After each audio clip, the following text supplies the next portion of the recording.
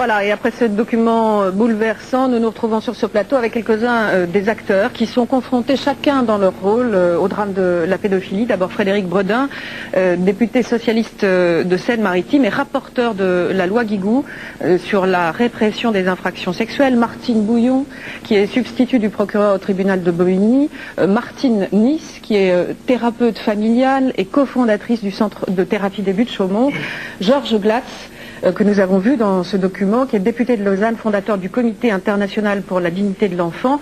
Et enfin, le commissaire principal Jean-Yves Le Guenec, qui est chef de la sûreté départementale des Hauts-de-Seine. Et à ce titre, il dirige donc une brigade des mineurs. D'abord, merci à vous tous d'être présents sur ce plateau.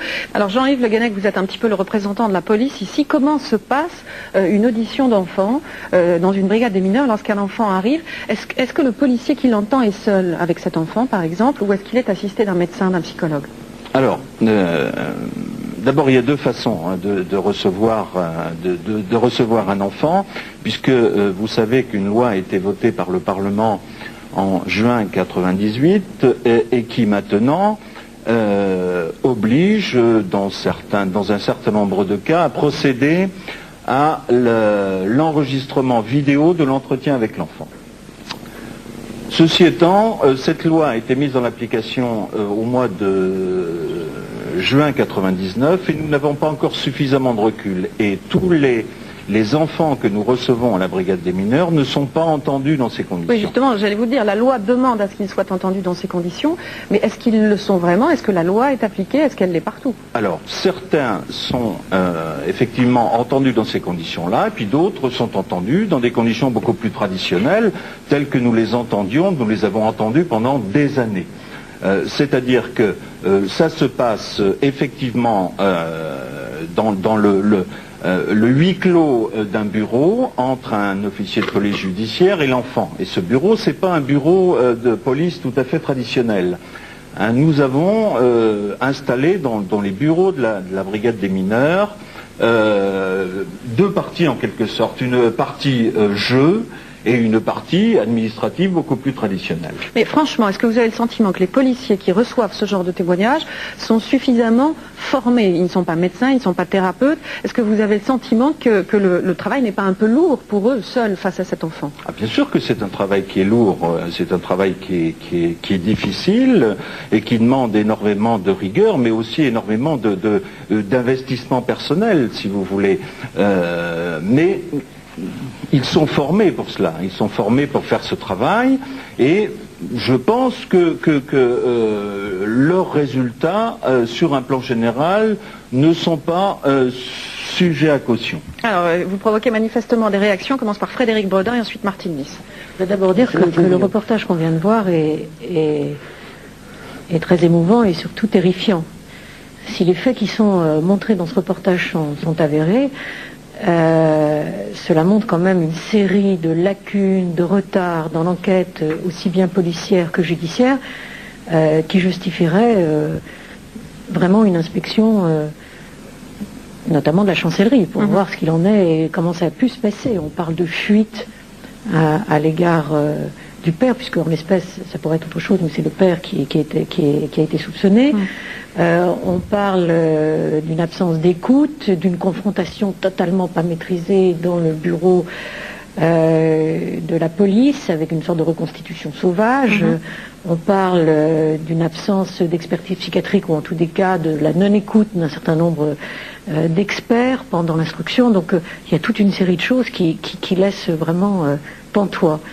Et qui doit vraiment faire réfléchir si les choses qui nous sont montrées sont justes, je le répète. Elles sont à l'issue d'une enquête d'1 an et demi, je vous le rappelle.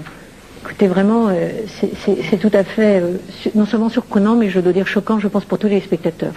La deuxième chose qui me paraît choquante, et permettez-moi de rebondir à ce que vous venez de dire, c'est que, en effet, les députés ont décidé en France de voter une loi sur les infractions sexuelles, je crois assez importante, en 1998, qui prévoyait d'un côté de renforcer la répression pour les auteurs, de prévoir un suivi, éventuellement d'ailleurs psychiatrique, des condamnés pour infraction sexuelle à la sortie de prison pour éviter des récidives, mais qui prévoyait, et c'est ça le sujet de notre débat, toute une série de mesures en faveur des enfants victime. Et une des choses qui a été prévue, et c'était des heures et des heures de débat, c'est que les enfants ne soient auditionnés qu'une fois grâce à un enregistrement vidéo. Mais franchement, et ce que vous avez l'air de dire, c'est que ce n'est pas appliqué. Ce qui est bien, c'est qu'on organise des débats à la télévision. Franchement, ce qu'on peut constater, dans l'application des lois. Oui, je crois qu'on peut aller plus loin. C'est franchement ce qui est constaté sur le terrain, c'est qu'il y a de nombreux endroits où les enfants ne peuvent pas être entendus comme ça. Ça a été des heures de discussion, et donc le cas qui est prévu pour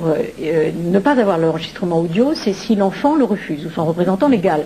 Hormis ce cas très spécifique, il doit y avoir systématiquement enregistrement audio. C'est ce qu'a prévu le législateur. Alors il est possible que le législateur fasse des lois pour rien, que les décrets d'application ne servent à rien, mais je crois que cet enregistrement audio est absolument indispensable. On le voit bien dans le reportage qui nous a été montré, pour éviter à des enfants de répéter 20 fois les mêmes faits qui sont évidemment extrêmement traumatisants. Et par ailleurs, j'insiste sur une autre raison de cet enregistrement audio. On le voit bien dans le film. La parole de l'enfant n'est pas forcément extrêmement logique. Lorsque vous dites audio, d'ailleurs, c'est audio et vidéo. Oui. Audiovisuel. On voit le visage de l'enfant et on peut suivre aussi ses images et sons. Ce qui est très important, on le verra plus tard. C'est très important parce qu'on voit bien que la parole de l'enfant n'est pas forcément extrêmement structurée. Il s'agit de souvenirs horriblement traumatisants. Comme le disait un psychiatre, il faut recoller les morceaux de souvenirs éclatés. Et les silences et les gestes sont aussi importants sûrement que la parole de l'enfant. Martine Bouillon, je vous voyais tout à l'heure réagir au propos de Jean-Yves Le Guenec. Vous avez le sentiment parfois que les enfants ne sont pas entendus comme il le faudrait? Je crois, pour répondre à tout ce qui a été dit jusqu'à maintenant et pour répondre à ce qui a été dit sur le reportage, je suis tout à fait bouleversé par ce reportage. Je peux vous dire ce qui m'a sauté le plus aux yeux, je m'attendais absolument pas à voir cela, ce qui m'a sauté le plus aux yeux, c'est que j'ai connaissance d'un gamin qui m'a fait un dessin exactement le même que le dessin de la gamine. On pourrait peut-être se poser des questions. Première chose. Deuxième chose, et qui n'a pas de rapport avec les enfants qui sont ici Dans par ce ailleurs. reportage. Oui. Deuxième chose, ce qu'on voit de ces enfants dans la vidéo justement, c'est ce qu'ils ne disent pas. C'est cette souffrance extraordinaire. Alors, je ne sais pas, comment est-ce qu'on peut dire c'est inimaginable et puis s'arrêter à dire c'est inimaginable. Eh bien, ce qui est inimaginable, ce qui était inimaginable il y a 100 ans, existait pourtant. Donc, pourquoi est-ce qu'on ne va pas un petit peu plus loin et pourquoi est-ce qu'on ne prend pas en compte simplement cette souffrance qu'on aperçoit, qui est palpable dans ce reportage? Pour moi, j'ai vraiment aucun doute sur la souffrance de ces enfants. Martine Bouillon, je voudrais vous poser une autre question parce qu'on vient de parler là de la formation des policiers et de la difficulté à mettre en place. Ils ne sont pas formés, les policiers, ils ne sont pas plus formés que les magistrats. Voilà, justement. Ils sont formés et dire ça, bon, ça fait bien, c'est très bien sur un plateau de télévision, mais c'est pas vrai. Ils ne sont pas formés pour ça. On ne l'a pas été, même pas les psychiatres et les psychologues. Quand on a fait justement, quand on s'est penché sur le problème avec la loi de 97-98, on s'est aperçu qu'il y avait très peu de formateurs possibles parce que très peu de gens informés. Il n'y a pas de formation obligatoire, il y a des stages possibles, il y a des gens qui s'intéressent à un certain nombre de choses et qui font des stages de formation continue, mais il n'y a pas de formation obligatoire, un type particulier de formation obligatoire pour telle ou telle personne qui va s'occuper de telle ou telle fonction. C'est d'ailleurs il y a des parquets comme à Besançon, excusez-moi, où les policiers et les gendarmes sont aidés par On commence à mettre en place, depuis la loi de 98, des formations. Mais des formations obligatoires, il n'y en a pas.